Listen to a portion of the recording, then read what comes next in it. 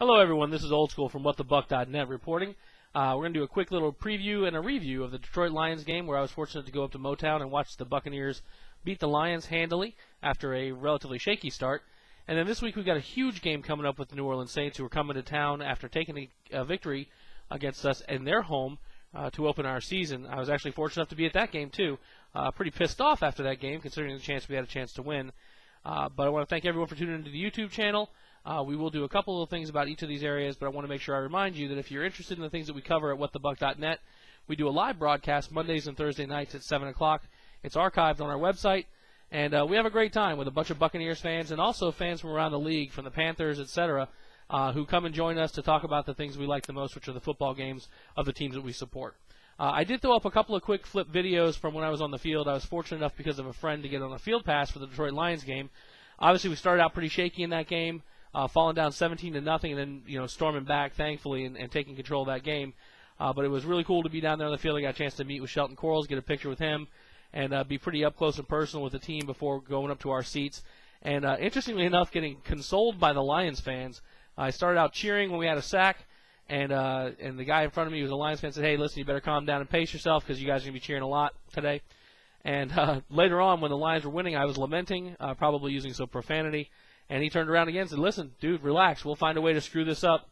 Don't worry about it."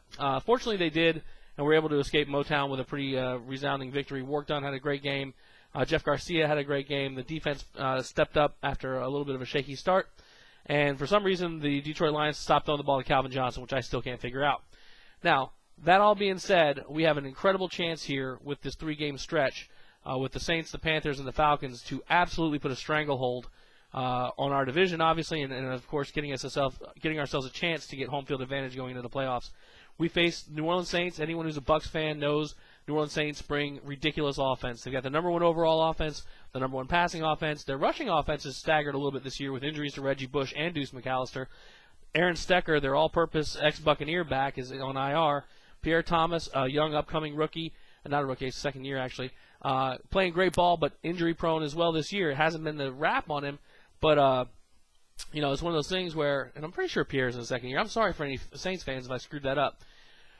Good running back core, but they've had a lot of injuries. Now, Reggie claims he's going to be back this week. He said that last week, too. He obviously changes the dynamic, not just as a running back, but as a back out of the backfield catching the ball. He's very, very dangerous. And he punished us last game in New Orleans a couple times. He really made us pay the price.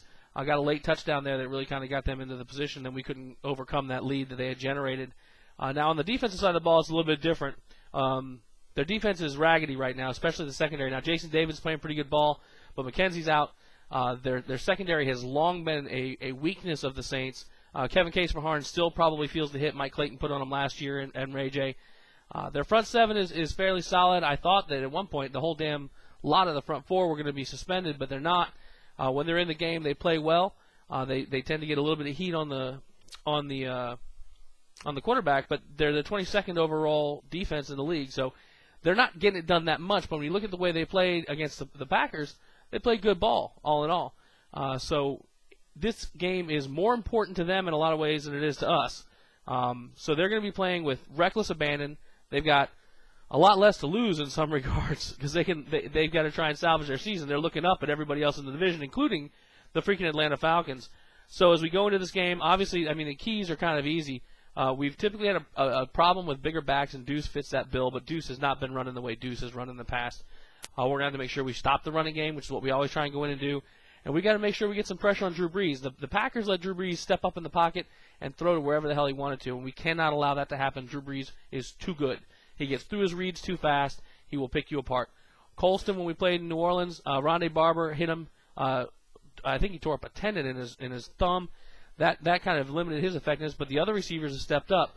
Moore and Meacham, who was looking a little bit like a bust there for a while. Jeremy Shockey's starting to play. This is an offense that can absolutely tear you up if we give that quarterback time to pass. So our defense got to bring their A game. Now, good news for the Bucs. Looks like Flip is going to be back in the lineup. Jermaine Phillips has been practicing. Looks like he'll take starter reps. He got Savvy some time in the games, but Savvy's still making young guy mistakes, and we can't have that. So hopefully Flip will be able to get into shape and be able to play with that arm.